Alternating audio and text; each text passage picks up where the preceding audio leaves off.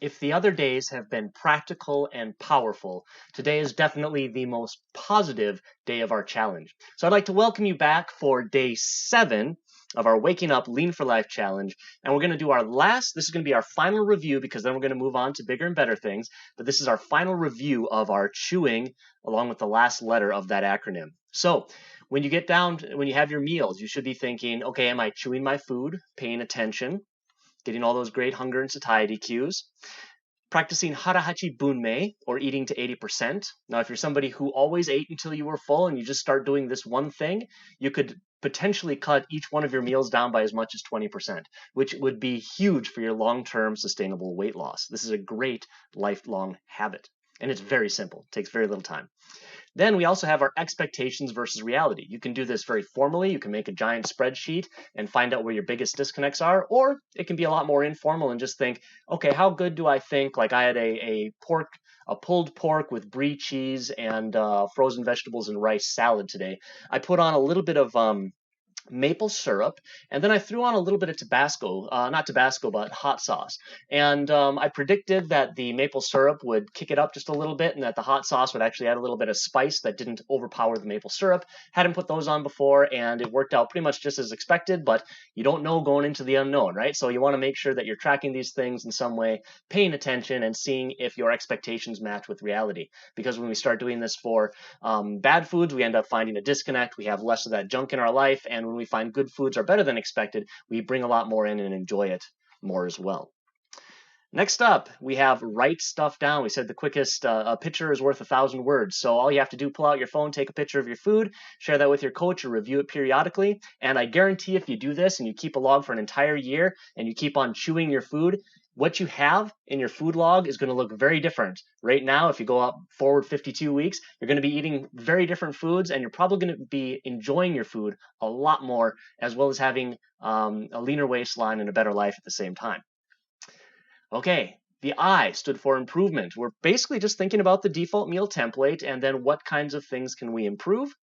And then yesterday, we looked at our needs. So what do you need that you could maybe address before chewing your food, during your food, or after chewing your food?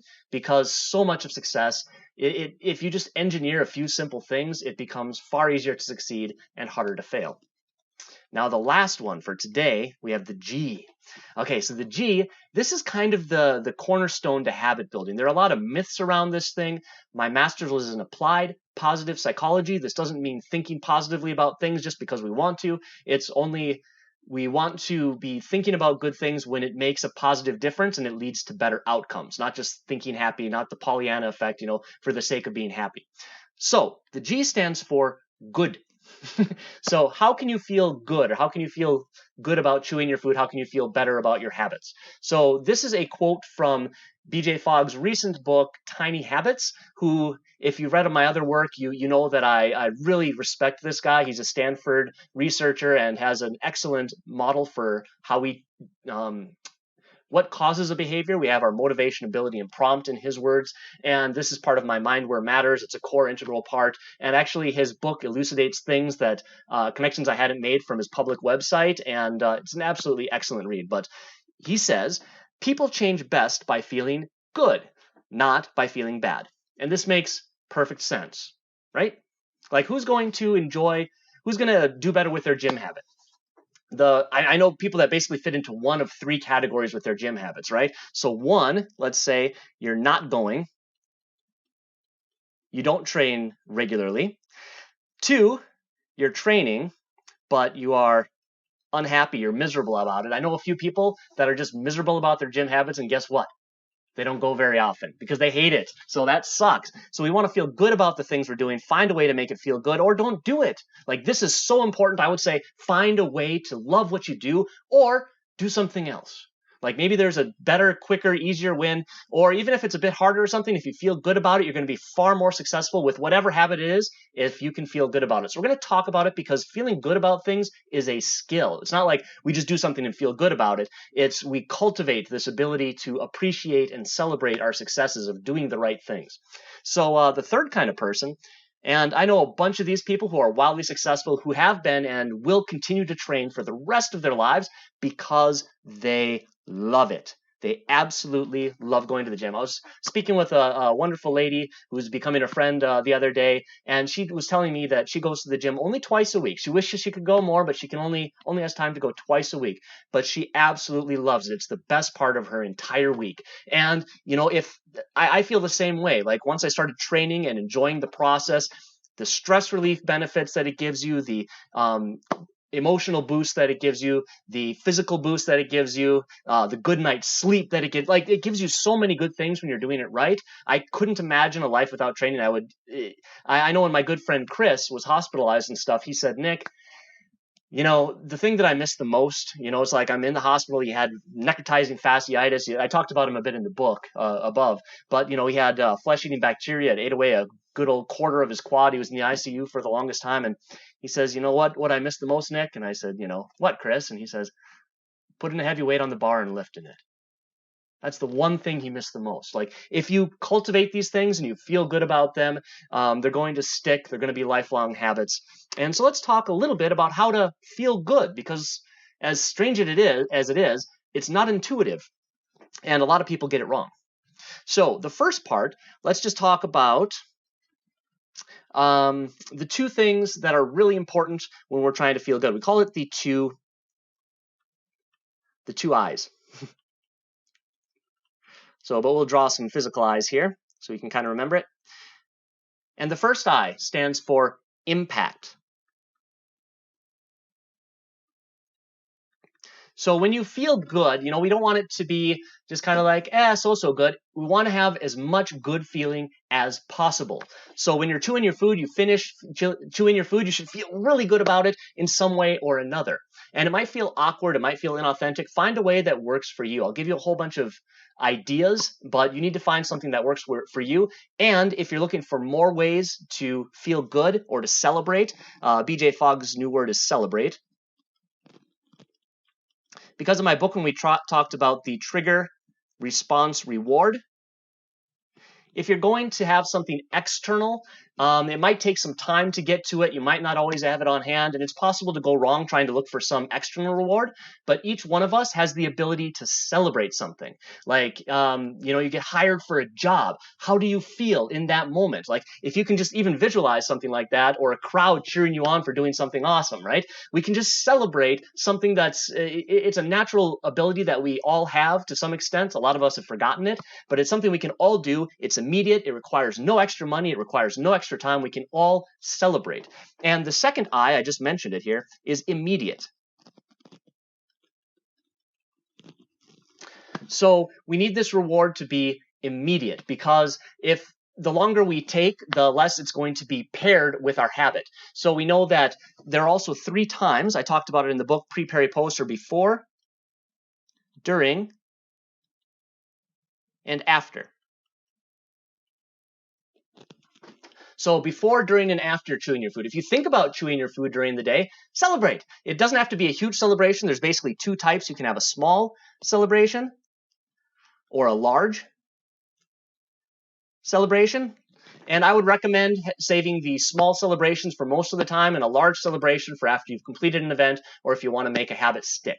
All right, so we have impact and immediate. Now, during the event, so we start chewing our food. We celebrate when we think about chewing our food. All right. And then while we're chewing our food, we want to celebrate again. And then after celebrating our food, after chewing our food, we can celebrate one more time. So we want to be celebrating 3 times. And if you're having a hard time making this a habit, you can do mental practice just like you can do with golf or basketball or any kind of a speech or a presentation you might be giving. You can rehearse your habits mentally just like you can do them physically. So you would imagine starting the event, doing the event, and then celebrate at the end of the practice of your mental rehearsal of the event. All right, so we have before, during, after. We want them to be impactful and immediate. And then there's kind of 5 things that can help you come up with a celebration. I'll share a couple of mine once we go through these. But the first one, let's draw this face again here. We're going to add a few features. I'm going to put some ears on this guy. And I'm going to have a fist pump, for like a hooray. So we have our basic senses, and the more that we kind of weave into the experience, the more impactful it's going to be. And we want to do this again immediately. So we want to celebrate. We don't want to have any kinds of things interfering with our celebration. So I'd think first, like, what's a private celebration you can do and what's a public celebration? So what could you do in public that wouldn't make you feel embarrassed? So it might be something as simple as one thing is a smile. There we go. You might also have a visual that nobody else can see, but you think something in your mind. So we have sight. You might imagine a smell that's rewarding. For me, that would definitely be the smell of coffee. Are there any songs or sounds that you love? So that would be sound. And then the last one, skin. So that's the fist bump, the high five. So one of my favorite things to do, I love to, so like a mental visual sight would be seeing the Borat character, and the sound, high five, and then the action with the skin, high five, right? So we've got a whole bunch of these things. As you can see, it's making me smile right now. And then the only way we could really enhance that a lot more would be having some lovely smell. It's like a high five with a cup of coffee. So that would be a celebration. So when I'm thinking about chewing my food, I can think high five. And when I'm chewing my food, I can think that again. And then afterwards, we can do that one more time. All right, so we have the ability we want to make sure that it's impactful, immediate. We're involving as many things as possible to make it impactful. And probably the quickest way to get more practice if you're having a hard time remembering something is, again, that rehearsal. I should probably have this in the before category so you can map them out before, during, and after. All right, and that's pretty much it. So this is the end of day 7. Let's celebrate, right? By getting to the end of this, you're chewing your food now. We're going to stop talking about it. I'll remind you about it, but I'm not going to go through all 7 slides at the start of every video because that's kind of overkill. So start doing this. If you haven't already, do this every single day. And I'm really curious, this is your sharing for today. We'll come back to that in a second. So your sharing for today is, what kind of celebration can you do? I want to see 2 things. Number 1, what is a small way you can celebrate in public so that you have no excuse not to do it? What's a small way to do it? And number 2, what's a big form of celebration? Like, I know when nobody's looking, I'll definitely be somewhere in the room, doing a little dance to myself or whatever, and maybe singing a song, moving the body, whatever. So that's like a private celebration that's really big and it feels good. But a more public celebration might be just like you might just like clench your fist, elbow a little bit, just like, yes, got it, and nobody has to see it, just kind of like, yeah, got it. Anyway, so what is your small celebration? What is your big celebration? And then I just wanted to take a second to share with you, to celebrate with you, the moving from basically red to yellow in awareness. So you should, if you're practicing this habit, you make it happen, you keep it up, you make it positive, you celebrate it every single time you do it, right? Then we've made 1 of the 10. So there are 10 possible improvements, if you remember, in our stand-up checklist. So we've already made 10%. We're 10% of the way there. So like, if it takes us 1 week to go there, imagine what we could do if we focused on your sleep, your training, your NEPA, your diet, and then we take each one of those to the next level. How different could your life be? All right. So I'll leave you with that thought. We'll talk more. I'm going to kind of keep it a surprise and a secret for what we're going to do for the second week here. I'm really excited for it. But right now, let's just go back. 2 things to share. What's your small celebration? What's your big celebration? And I'm sure there's going to be some holdups if you're really having a hard time with this, thinking about how you can celebrate, or maybe you think it's silly. First off, like I said in the book, Tiny Habits,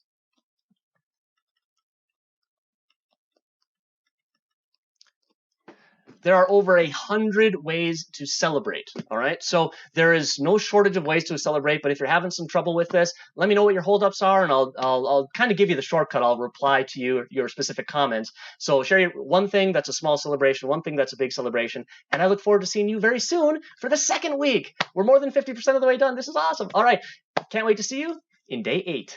Bye for now.